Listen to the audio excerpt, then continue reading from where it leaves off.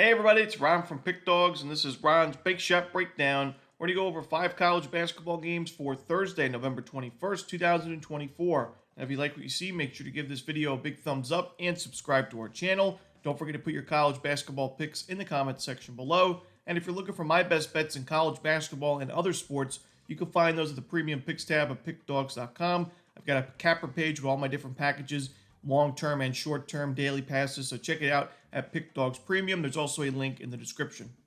Alrighty, here we go. Here are the games for Thursday in college basketball. First up, we see Robert Morris and Cornell. This one's 6 p.m. Eastern on ESPN+.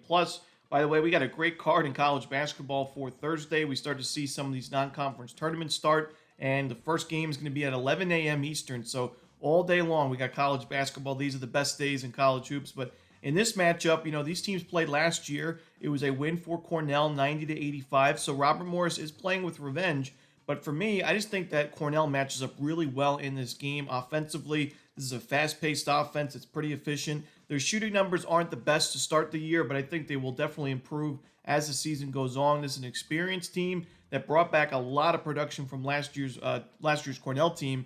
And that was a Cornell team that was competitive in the Ivy League. They won 22 games overall. They were 11-3 in conference play. And going into that Ivy League tournament, they were one of the favorites to win that thing, but they lost in that first matchup against Yale. So they had to settle for, not making the NCAA tournament, but still a very, very potent offense. And I just think when you look back at that last year's matchup, 90-85, but that was with Robert Morris shooting 12 of 27 from three-point range, 44%, and making those 12 threes. And Cornell was only at 26% from the perimeter, so it was an off-shooting night from three-point range for Cornell. They still won the game by 5 points on the road. Now they're at home where they're a great home team. And Robert Morris, you look at their 4-game win streak. Yes, it's nice to have a 4-game win streak, but against a subdivision opponent, Stonehill, Lindenwood, and New Orleans, all those teams, either subdivision teams or outside of top 300 in KenPom, this is the second toughest matchup of the season for Robert Morris.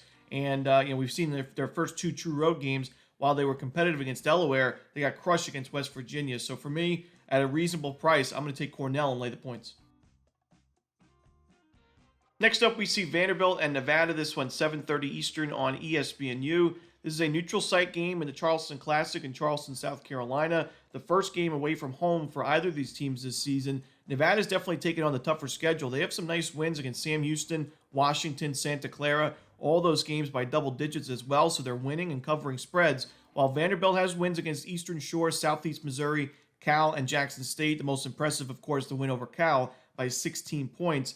I'd say Nevada's been the more impressive team, and they definitely deserve to be favored in this game, but this is also a Nevada team that don't really love laying points with in neutral site games. They've just not been great in these neutral site games in recent years. They've been bounced in the first round of the Mountain West tournament the last couple of seasons. They were bounced. They were one and done in the NCAA tournament last year. And, their first neutral site game last year in the regular season, a 19-point loss against Drake in a game that a lot of people expected Nevada to win. So I think this is going to be a very close game. While Vandy did not return a lot of its production from last year's team, I honestly think it's one of those cases where that's a good thing, as Vanderbilt was struggling quite a bit in recent years. They move on from Stackhouse, and I think Byington's done a great job so far. He led James Madison to one of their best seasons in a while last year. And while it's not a lot of returning production, it's a ton of D1 experience on this roster from all over the country. So still a very talented team. They're doing a great job at taking care of the basketball, which is really important in true road game and neutral site games and games in these non-conference tournaments.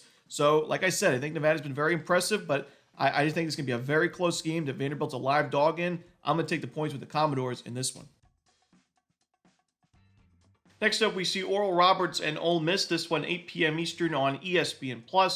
Now, Oral Roberts has been a very solid program in the last 5 seasons or so. We know their Cinderella run in the NCAA tournament back in 2021 with Max Asmus as they were the 15th seed. They took down the 2 seed Ohio State, won that next game against Florida as well. A couple of really close, thrilling games. They ended up losing by 2 against Arkansas in the Sweet 16, but they went on to the next year having a solid campaign as well. They won 19 games. They were in it there in the Summit League, but couldn't win that conference tournament. But this has been a strong program, like I said, in the last 5 years or so.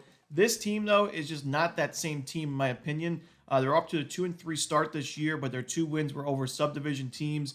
Their 3 losses were pretty sizable losses. I mean, we saw 80-57 against Minnesota in the season opener, and We know Minnesota is a decent team, but their offense has not really put up numbers like that in terms of scoring 80-plus points much this year. It's kind of been the one-man show with Dawson Garcia. So it just goes to show you this Oral Roberts defense is struggling. It's one of the weakest in the country, ranked 327th in adjusted defensive efficiency, 356th in effective field goal percentage defense. They are a good rebounding team, but that's about it defensively, and I do worry about that here against Ole Miss. Now, Chris Beard's Rebels have not been outstanding defensively since he took over, which is kind of a surprise because he's considered a defensive mastermind head coach. I do think they will improve as the season goes along, and really the offense is where it needs to be. I'm not going to let those close games against Grambling and South Alabama scare me too much. And I think this is a game where this is going to be all Ole Miss at home, where they've played well over the years. I think it's going to be a blowout win for the Rebels. So I'm going to lay the points with Ole Miss in this one. Next up, we got Virginia and Tennessee. This one, 9:30 Eastern on CBS Sports Network, a neutral site game in the Bahamas.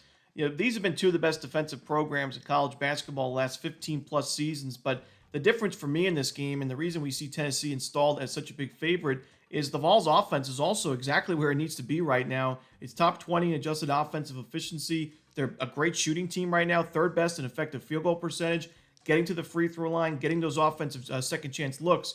So for me, while Virginia is a strong defensive team yet again this season, I think that defense can only do so much in a 40-minute game. I think at the end of the day, you're going to have to score some buckets. And while Virginia's shot the ball well so far, we also have to look at the defenses that they played this season, Campbell, Coppin State, and a struggling Villanova team.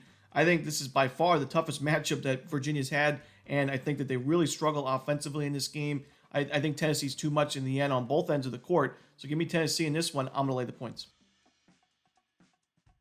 Next up, we see Oregon and Oregon State. This one's going to be a 10 p.m. Eastern start time on ESPN+. It's a bummer not being able to watch this matchup twice per year like we were used to in the Pac-12, as now Oregon's in the Big Ten and Oregon State's in the West Coast Conference in college basketball.